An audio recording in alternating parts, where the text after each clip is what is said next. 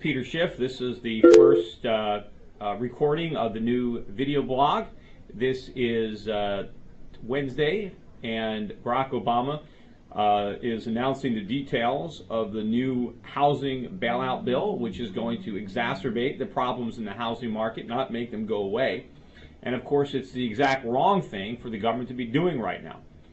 What the government needs to do is allow housing prices to fall to their natural level as quickly as possible. The longer we try to maintain artificially inflated home prices, the more damage there's going to be in the economy, both to the housing market and in the financial institutions that are trying to support these phony prices.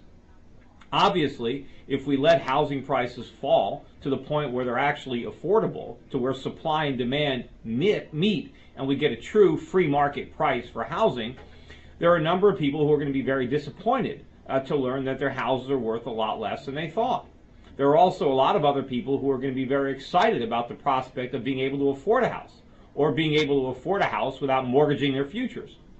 But obviously there are a lot of decisions that were made in the past, a lot of bad decisions by both homeowners and by financial institutions that were based on a phony paradigm, that were based on the belief that houses were worth prices well in excess of what they really were.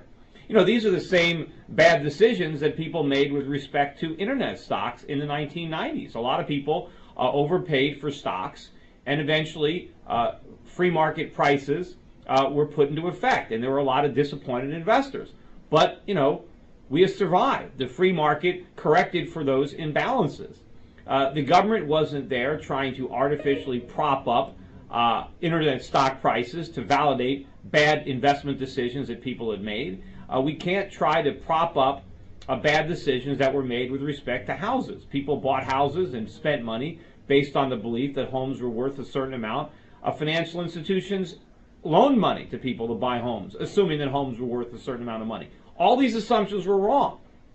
But the way to fix our problems is not to try to reinforce those decisions and try to artificially prop up prices. It's let prices come back down to their natural level where they're sustainable, and let's deal with the losses, deal with the consequences, and let's let the people suffer the consequences who made all the bad decisions. Let's not try to socialize the bad decisions across the entire population and basically create a lot more problems for our economy.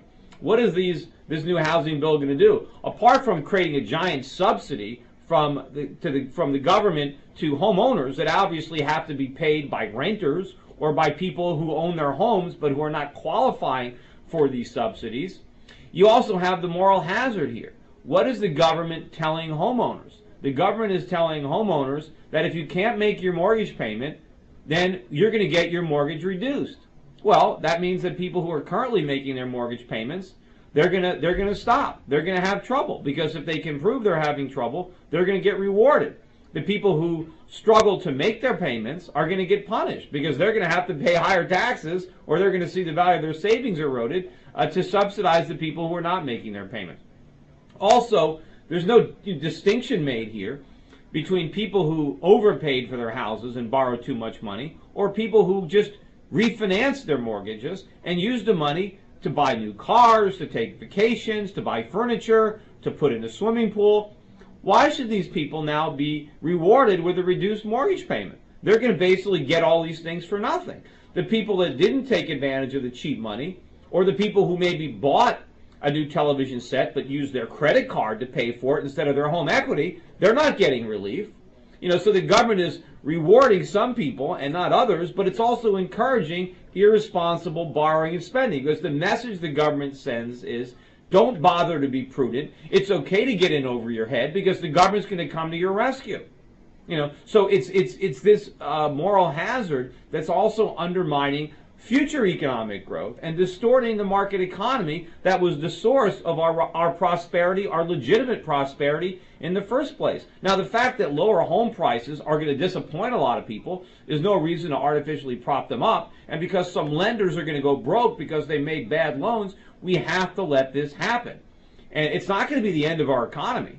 It's certainly going to be the end of this phony bubble economy that we've been living in all these years, but that's a good thing. We need to come back to reality. Right? We need to redevelop a real economy, an economy that's based on underconsumption and savings and production, And we're never going to get from where we are now to where we need to be if the government keeps interfering with the market's attempt to correct for all the imbalances and malinvestments that bad monetary and fiscal policy created in the first place.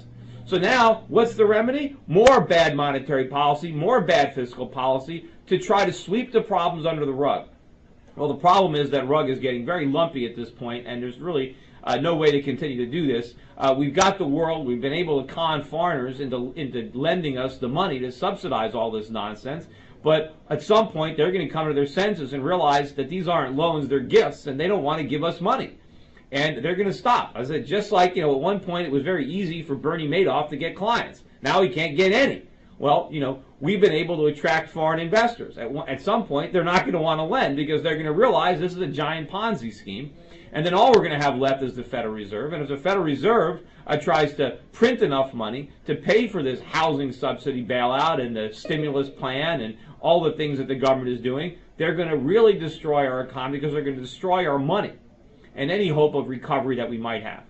Anyway, thanks a lot for listening today. I'll be back again next time with more thoughts on the markets and the economy.